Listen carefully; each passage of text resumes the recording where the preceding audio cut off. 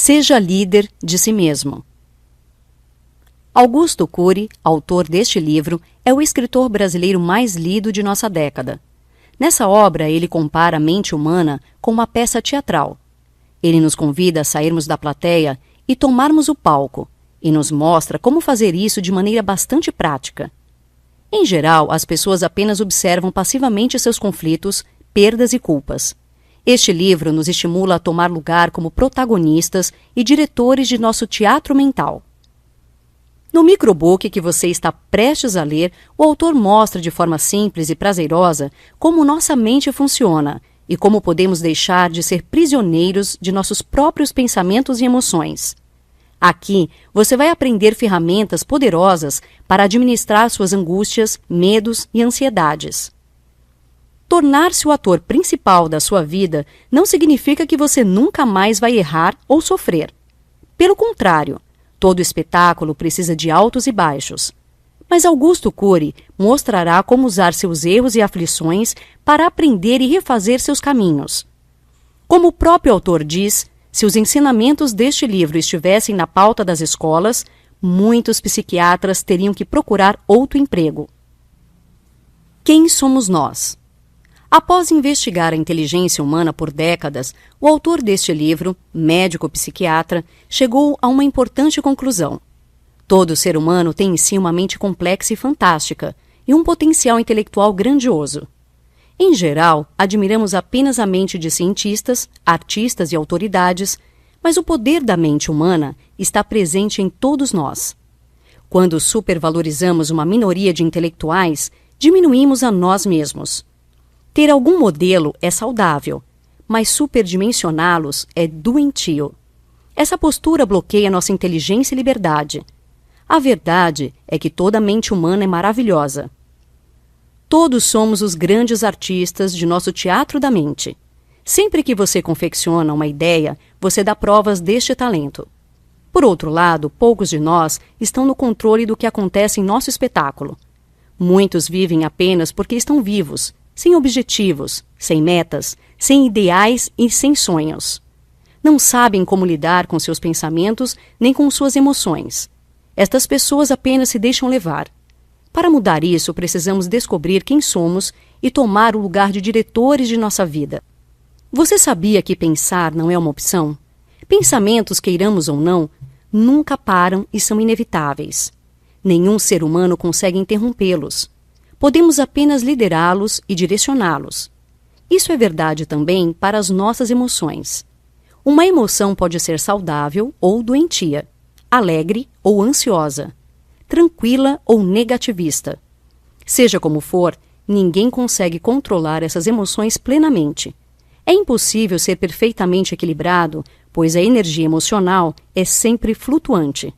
Mesmo assim, devemos cuidar apenas para não haver exageros. O território dos pensamentos e das emoções é nosso grande tesouro. Se quisermos viver dias felizes, temos que cuidar deles mais do que cuidamos de nossos bens materiais. O grande desafio do ser humano é dominar este mundo intelectual. É tornar-se o líder de si mesmo. Líderes de nós mesmos. Imagine que você está na sala de sua casa e, de repente, um ladrão armado e musculoso arromba a porta com violência. Você se assusta e se desespera. O ladrão vai em sua direção, o ameaça e começa a te espancar. Acontece que, subitamente, você faz uma curiosa descoberta. A arma que ele usa é falsa e seus músculos são de espuma. Na verdade, seu corpo é franzino comparado ao seu. O que você faria? Permitiria que te roubasse ou reagiria? A maioria das pessoas enfrentaria o ladrão. Mas e se o ladrão fosse interno?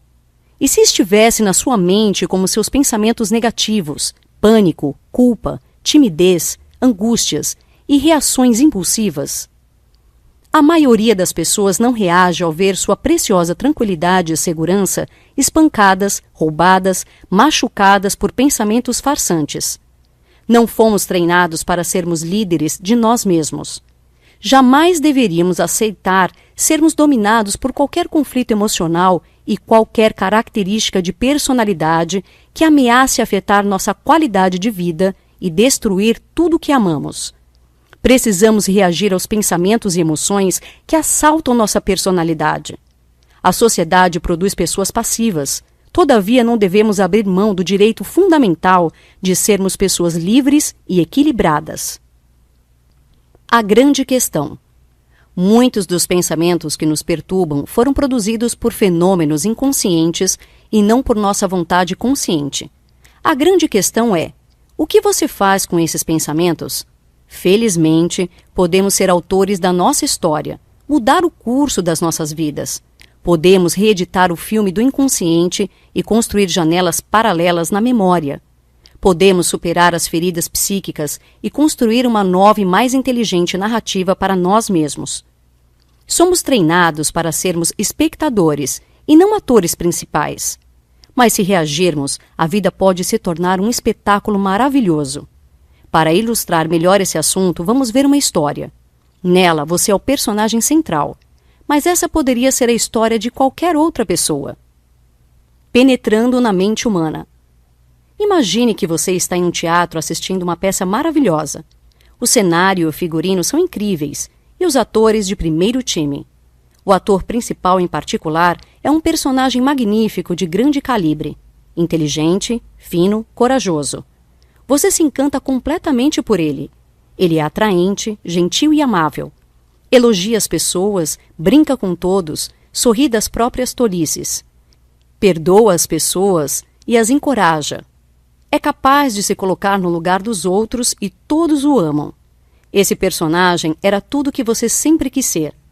Sem se segurar, você fica de pé e o aplaude calorosamente. Todos o acompanham.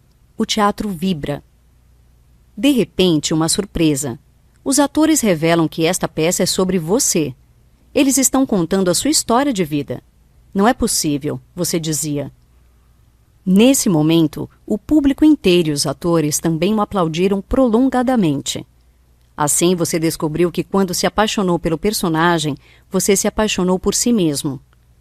Ao olhar com atenção para a plateia, você vê que ela é constituída por todas as pessoas que passaram pela sua vida. Amigos de infância, professores, colegas de trabalho e amigos recentes. Todos os seus parentes estavam lá e agora te aplaudiam. Você não sabia se ria ou se chorava. Jamais pensou que viveria uma emoção tão grande. Todos acreditavam em você, o admiravam e o amavam profundamente. Mas espere, a peça ainda não terminou. O outro lado da história. No início do segundo ato, algo inesperado aconteceu. O ator principal abandonou o palco, veio para a plateia e sentou-se ao seu lado. A peça seguiu com os atores coadjuvantes. Eles começaram a apresentar você como um personagem intolerante, impaciente e mal-humorado. Um arrogante e irracional que machucava as pessoas que mais amava e desprezava os desconhecidos. Além disso, se culpava, reclamava muito e agradecia pouco. Odiava a si mesmo. Era seu próprio carrasco. E se punia de várias formas. Você havia se esquecido que toda a história, tanto a minha como a sua, tem vales e montanhas, conquistas e decepções, sanidade e loucura. Quando as vaias começaram, você se afundou na cadeira. Mas o que fazer? Essa era a sua história. Fugir do teatro seria fugir de si mesmo. Algumas pessoas mais próximas imploravam para você subir no palco e mudar o roteiro da história. Mas você, inseguro, tentava em vão empurrar o ator principal sentado ao seu lado para ele entrar no palco. As vaias aumentaram e então outra surpresa. Você olhou para seu corpo e percebeu que estava com os trajes do ator principal. Os holofotes estavam apontando para você. E então você percebeu. Nunca existiu um ator. Era você o tempo todo. Entendeu também que os atores coadjuvantes eram seus pensamentos e emoções, e que neste segundo ato encenavam seus conflitos, traumas, pensamentos negativos e emoções tensas. Você percebeu que estava deixando de ser o ator principal nos momentos em que mais precisava. Quando estava ansioso, irritado, frustrado, impaciente, você deixava o palco e não conseguia administrar sua emoção. Em vez disso, se sentava na plateia e deixava os atores coadjuvantes tomar conta de tudo. Com esse conhecimento, você não podia mais continuar do mesmo jeito. Chegara a hora de decidir. Mas que atitude tomar? Entre o palco e a plateia. No teatro da nossa mente, a meta é ser o ator principal. Ficar na plateia é abandonar a si mesmo. A história que vimos representa uma parte da biografia de cada um de nós. Ser espectador gera um falso conforto. Ser plateia produziu uma aparente proteção. Ao fazer isso, somos controlados por nossos problemas. A humanidade gerou imensas plateias e poucos atores principais.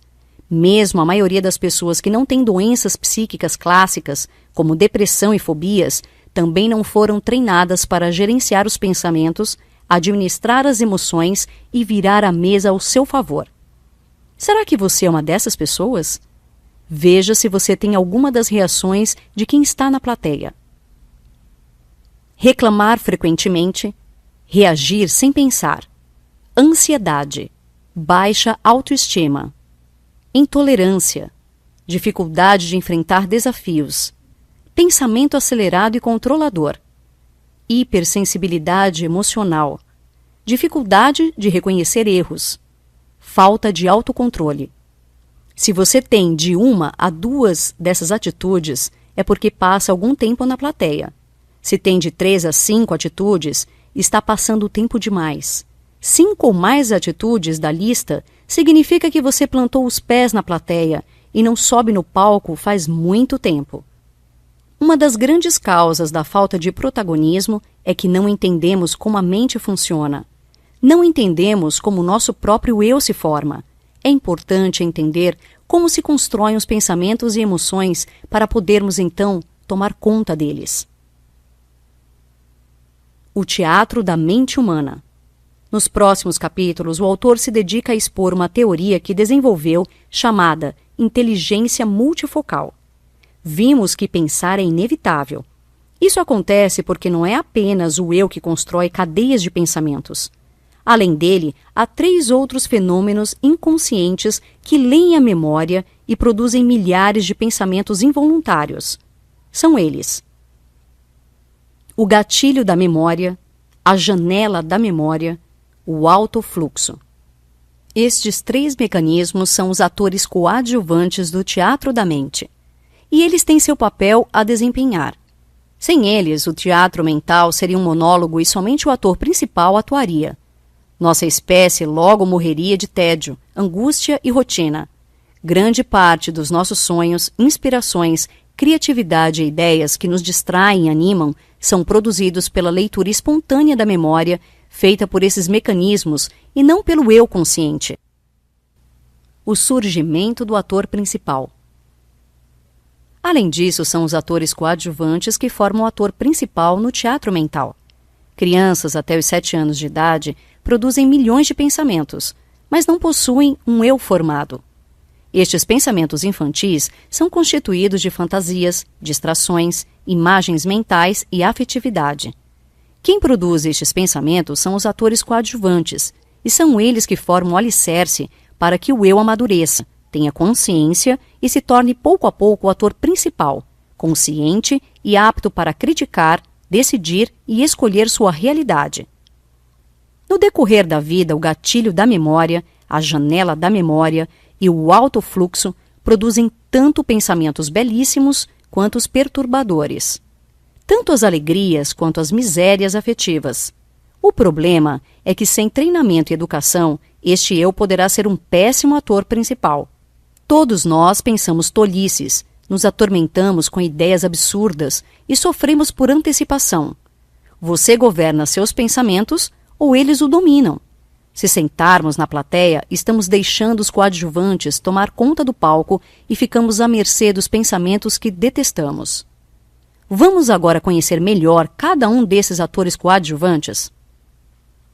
Gatilho da memória. O gatilho da memória é o fenômeno que faz com que cada estímulo visual, sonoro ou psíquico seja interpretado imediatamente em milésimos de segundo.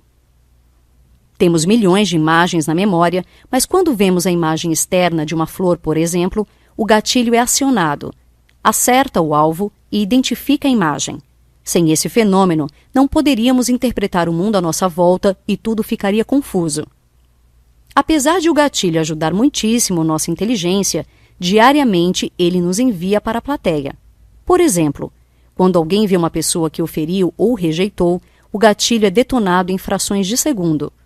Ele abre os arquivos que contêm as ações dessa pessoa, gerando raiva e ansiedade. Se o eu não retoma a liderança, ele vai imediatamente para a plateia, apenas reagindo aos pensamentos e emoções que forem surgindo. Alto fluxo. O alto fluxo produz a maioria dos pensamentos no teatro da nossa mente. Ele faz isso por meio de milhares de leituras espontâneas da memória, sem uma direção lógica.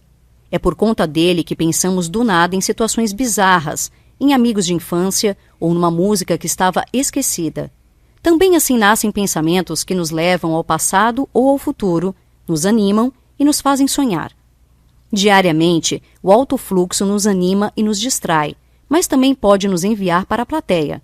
O problema é que, por ser aleatório, ele não produz somente pensamentos e ideias saudáveis, mas também pensamentos atormentadores e estressantes. Quando o alto fluxo lê áreas doentias da memória, aflora emoções ansiosas, tímidas, culposas. Sorteando pensamentos e emoções pode nos fazer sofrer por antecipação ou resgata experiências dolorosas do passado. Janela da memória. Na memória humana, não acessamos arquivos isolados como nos computadores, mas sim janelas. Cada janela é um grupo de arquivos que contém milhares de informações agregadas. Quando você pensa em alguém, está acessando uma janela com todas as suas impressões e experiências com aquela pessoa. Algumas janelas são belíssimas, geram prazer, coragem, respostas inteligentes. Outras são doentias e geram ansiedade, ódio, desmotivação.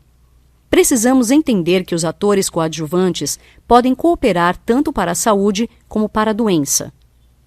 Às vezes, brota em nós uma alegria sem motivo ou uma tristeza sem causa.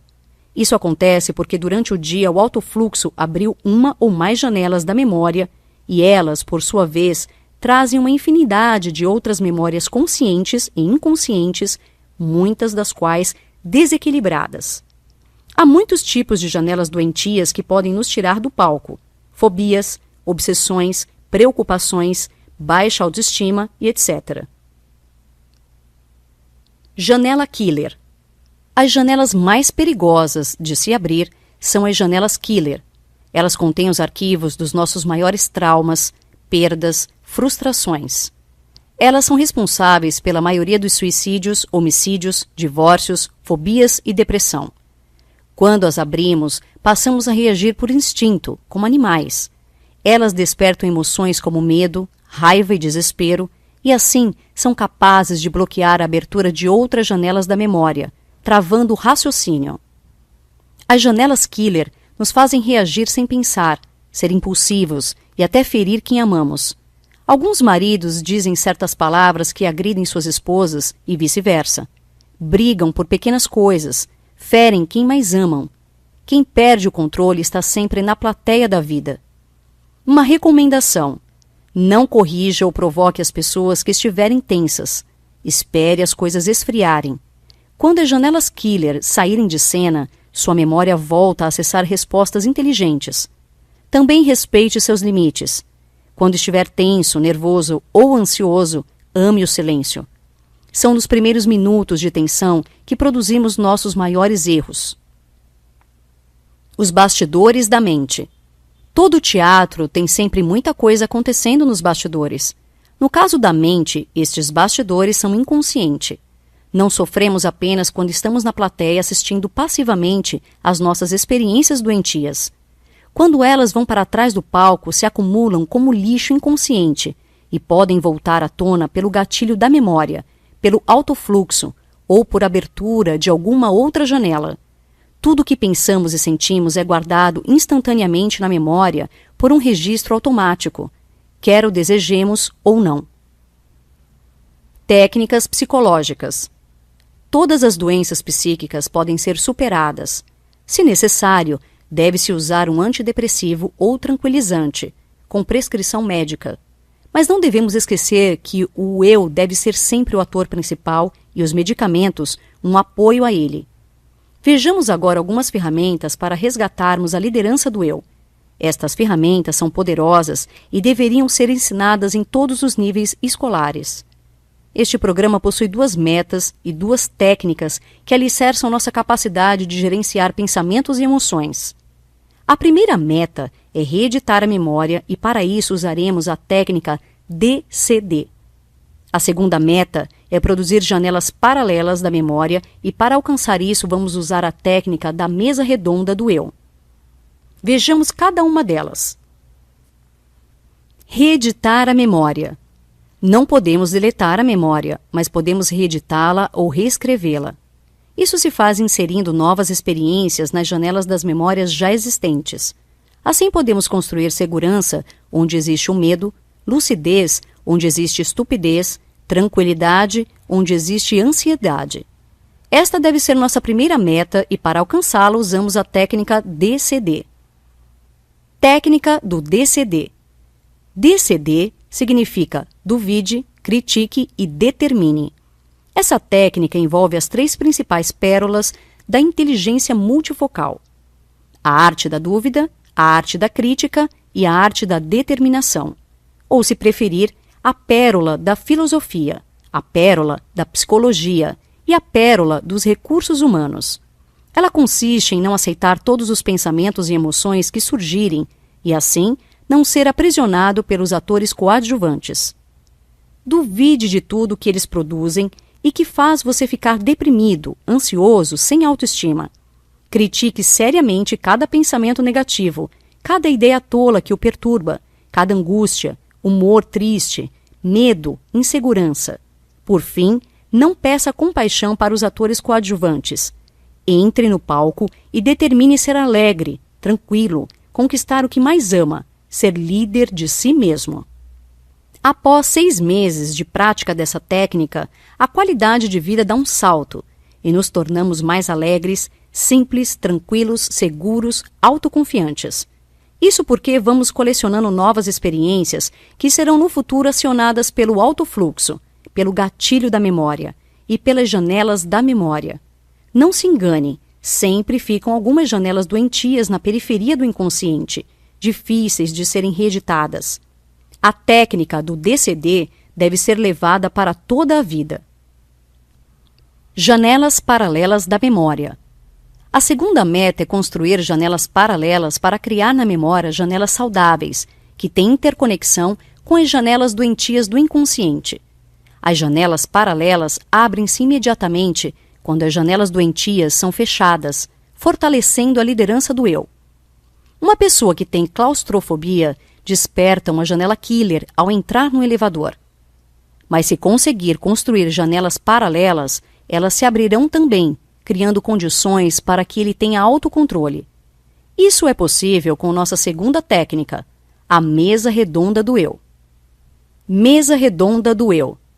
Essa técnica consiste em uma reunião íntima com nós mesmos, pelo menos 2 vezes por semana, durante uns 15 minutos ou por alguns minutos todos os dias. É preciso parar tudo por certos momentos para conversar consigo mesmo sobre seus problemas, dificuldades, crises, perdas. Falar consigo mesmo como quem fala com um amigo querido. A ideia é traçar caminhos numa mesa redonda silenciosa, situada no palco da mente. Parece loucura conversar sozinho, mas loucura mesmo é a ausência de autodiálogo. Muitos passam anos sem conversar consigo mesmos, se abandonam e isolam a si mesmas. A maioria das pessoas passam décadas sem falar profundamente consigo mesmas. Não há milagres no processo de reeditar a memória e criar janelas paralelas. O processo não é mágico, mas não desanime quando recair. Insista, eduque sua emoção e treine a si mesmo. Persevere, mesmo quando achar que não tem mais forças. Se precisar chorar, chore, mas não desista quando tropeçar. Aos poucos você vai se surpreender com o que significa tornar-se líder de si mesmo. Notas finais. Toda mente humana é fantástica. Não devemos supervalorizar os outros, diminuindo assim nosso potencial como líderes de nós mesmos. Precisamos reagir aos assaltos de nossos pensamentos e emoções para nos tornarmos os protagonistas de nossa própria história. Nossos pensamentos não são criados apenas por nosso eu. Mecanismos inconscientes como o gatilho de memória, o autofluxo e as janelas de memória a todo instante trazem à tona pensamentos e emoções. Não aceite passivamente todos os pensamentos que surgirem. Duvide, critique e determine novos padrões para aos poucos reeditar sua memória. Crie novas janelas paralelas de memória por meio de uma conversa franca e periódica consigo mesmo.